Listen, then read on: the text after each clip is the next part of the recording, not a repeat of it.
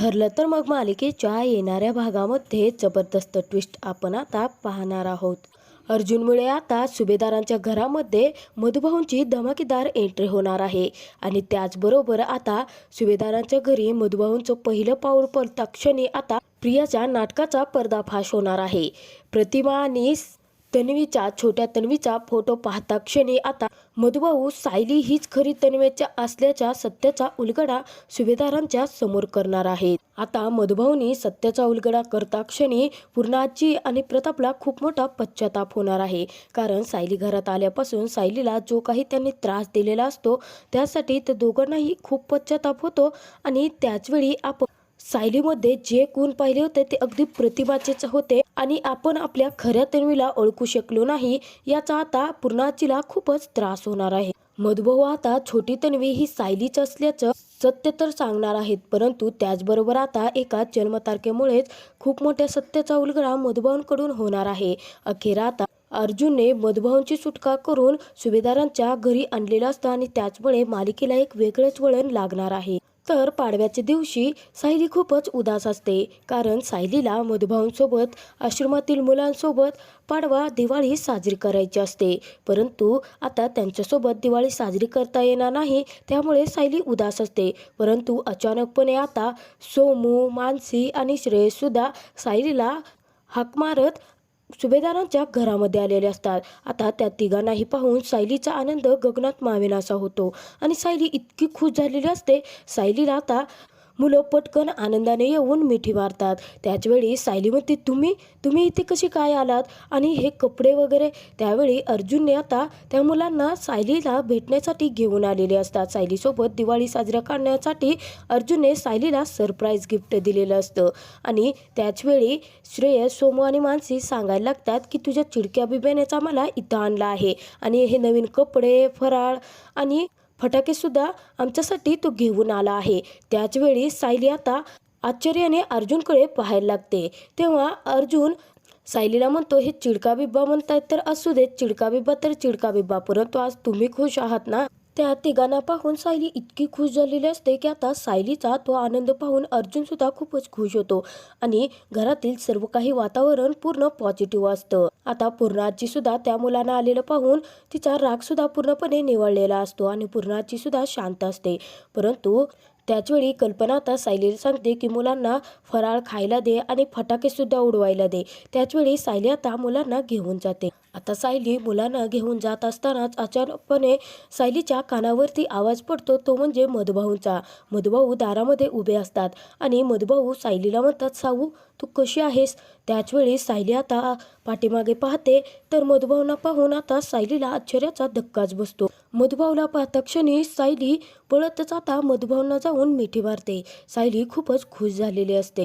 कुसुम सुद्धा तिथे आलेली असते आणि पूर्णाई सुद्धा आता मधुभाऊंच्या स्वागतासाठी उभी राहिलेली असते, परंतु प्रिया आणि अस्मिता या दोघींच्या चेहऱ्यावरचा आनंद पूर्णपणे विरघळलेला असतो। आता मधुभाऊंना दारामध्ये उभे पाहून प्रियाला खूप मोठा धक्का बसलेला असतो। अर्जुनने जादूची कांडी फिरवावी अशी सायलीची सर्व स्वप्न पूर्ण केलेली असतात। सायली मधुभाऊंना घट्ट मिठी मारून खूपच रडायला लागलेली असते। अर्जुनने आता काही दिवसांसाठी मधुभाऊंना जामिनावरती सोडवलेलं असतं। सायली मधुभाऊंना पाहून अगदी लहान मूल असल्यासारखं वागायला लागते आणि सायलीचा तो आनंद पाहून अर्जुन सुद्धा खूपच खुश असतो। सायली मधुभाऊंना म्हणायला लागते, मधुभाऊ तुम्ही इथे, मला मी स्वप्न तरी नाही ना पाहत, असं सायलीला वाटायला लागलेलं असतं, परंतु मधुभाऊ साक्षात सायलीच्या समोर उभे असतात। त्याचवेळी आता मधुभाऊ सर्व काही सांगायला लागतात। मधुभाऊ म्हणतात, अगं जावई बापूंनी खूप सारे कठोर परिश्रम करून मला काही दिवसांसाठी जामिनावरून सोडवलेलं आहे आणि आता मी तुझ्यासोबत दिवाळीचा पाडवा साजरा करण्यासाठी इथं आलो आहे। म्हणजे खरं तर तशी इच्छा जावई बापूंची होती की मी आता सुटल्यानंतर दिवाळी तुमच्यासोबत तुमच्या घरी साजरी करावी। त्याचवेळी सायली आता अर्जुनकडे पाहायला लागते आणि सायली म्हणते, मधुभाऊ तुम्ही आत या ना। आणि सायलीचं सर्व काही वैभव पाहून, सायलीचं घर पाहून मधुभाऊ अगदी भारावून गेलेले असतात। माझी साऊ इतकी खुश, इतक्या मोठ्या घरात राहते हे पाहून मधुभाऊ खूपच आनंद झालेला असतो। मधुभाऊ आता सायलीसोबत आतमध्ये एंटर करतात। त्याचवेळी अर्जुनने मधुभाऊंसाठी सुद्धा खूप छान ड्रेस घेऊन आलेला असतो आणि मधुभाऊंच्या हातात तो देतो. त्याचवेळी मधुभाऊ आश्चर्याने आता अर्जुनकडे पाहायला लागतात आणि अर्जुनकडे पाहून आता मधुभाऊ सायलीच्या डोक्यावरून हात फिरवतात आणि सायलीला म्हणायला लागतात की साऊ, खरंच तू नशीब काढलंस. म्हणजे इतकं मोठं घर, इतकी प्रेमळ माणसं आहेत आणि तुझा नवरासुद्धा बघ ना, तुझ्या एका क्षणाचा आनंदासाठी सुद्धा तो किती कठोर परिश्रम घेतोय. त्याने खरंच खूप सारी धावपळ करून मला इथपर्यंत तुझ्यापर्यंत पोहोचवलं आहे. काही दिवसांसाठी का असेना, परंतु मी तुझ्यासोबत आहे. त्यावेळी सायली म्हणते, खरं तर या दिवाळीच्या आनंदापेक्षा मला तुम्हाला पाहून मधुभाऊ खरंच खूप आनंद झाला आहे. तिकडे प्रिया मात्र कोपऱ्यामध्ये उभी असते आणि प्रिया मनातल्या मनात आता अर्जुनला शिव्या घालायला लागते की अर्जुनची काय गरज होती मधुभाऊंना सोडवून इथे आणण्याची. त्याचवेळी अर्जुन आता समोर येतो आणि मधुभाऊंना म्हणायला लागतो की मधुभाऊ, हे घरसुद्धा तुमचंच आहे. मी तुम्हाला आत्ता जामिनावर जसं सोडवलं आहे ना, तसंच तुम्हाला निर्दोषसुद्धा सिद्ध करून तुमच्या आश्रमामध्ये परत घेऊन येईल. मी आणि सायली ज्यावेळी तुमची भेट घेण्यासाठी जेलमध्ये आलो होतो ना, त्यावेळी मी तुम्हाला दिलेलं वचन पाळतो आहे आणि माझ्यावरती विश्वास ठेवा. लवकरात लवकर मी तुमची निर्दोष सुटका करेन. त्याचवेळी सायली आता अर्जुनसमोर हात जोडते आणि अर्जुनला म्हणायला लागते, सर, खरंच तुमचे माझ्यावर खरंच खूप मोठे उपकार झाले आहेत आणि माझ्या स्वप्न पूर्ण करण्यासाठी तुम्ही एवढी धडपड केलीत. मधुभाऊंना शेवटी जामिनावर का असेना, परंतु तुम्ही सोडवून माझ्या समोर घेऊन आलात. त्याचवेळी आता सायली खूपच रडायला लागलेली असते, परंतु अर्जुन तिला सावरतो. त्यानंतर कल्पना म्हणते, अरे चला चला, आता तुम्ही असंच रडत बसणार आहात का? सर्वांनी सगळेजण मिळून आपण आता फरार करूया आणि त्यानंतर मुलांना फटाके देऊयात. बाहेर ते फटाके उडवतील. अगं सायली, असं रडतेस कशाला? म्हणून आता कल्पना सुद्धा सायलीला सावरते.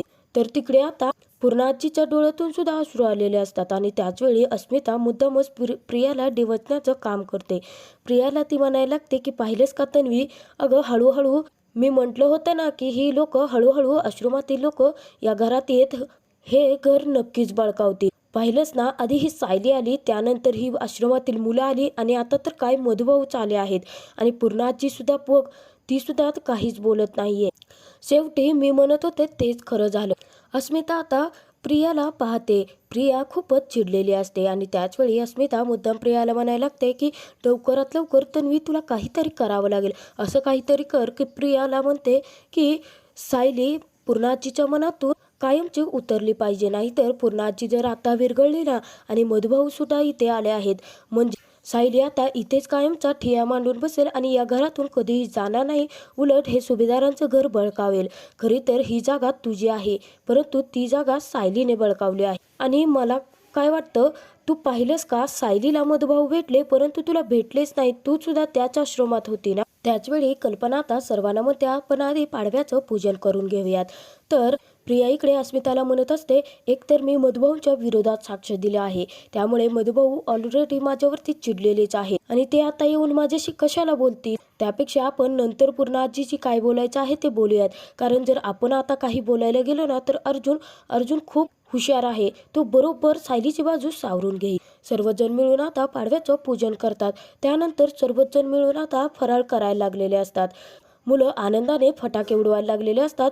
अर्जुन आता मुलांना, सायलीला, कुसुमताईला पाहून खूपच खुश असतो. सर्वच जण आनंदाने एकत्र आलेले असतात. त्यानंतर इतक्यातच आता मधुभाऊंचं लक्ष अचानक प्रतिमा आणि तन्वीच्या फोटोकडे जातं. तर त्या फोटोला पाहून आता मधुभाऊंना तो घडलेला सर्व काही प्रसंग आठवतो की सायली म्हणजेच तन्वी कशी त्यांना एका मंदिरामध्ये भेटली होती आणि मधुभाऊंनी अचूक ओळखलेलं असतं की तो सायलीचाच फोटो आहे. परंतु मधुभाऊंच्या मनात एक प्रश्न निर्माण झालेला असतो की हा सायलीचा फोटो इथे सुभेदारांच्या घरी कसा आणि ती बाई कोण आहे जी सायलीच्या बाजूला बसते. हे सर्व काही प्रश्न आता मधुभाऊंच्या डोक्यामध्ये चालू असतात आणि त्याचवेळी आता मधुभाऊंना जो प्रश्न पडलेला असतो तो आता ते सायलीला विचारतात. त्यावेळी सायली सांगते, या प्रतिमा आत्या आहेत आणि ही त्यांची मुलगी तन्वी आहे. म्हणजेच प्रिया जी तन्वी बनवून आली आहे ना, म्हणजे खरी तन्वी आपल्याला तर वाटत नाही, परंतु ही प्रतिमा आत्यांची मुलगी आहे आणि या प्रतिमा आत्या आहेत. त्याचवेळी मधुभाऊंना खूप मोठा धक्का बसलेला असतो. कारण मधुभाऊंनी सायलीचा सांभाळ केलेला असतो, तोही लहानपणापासून.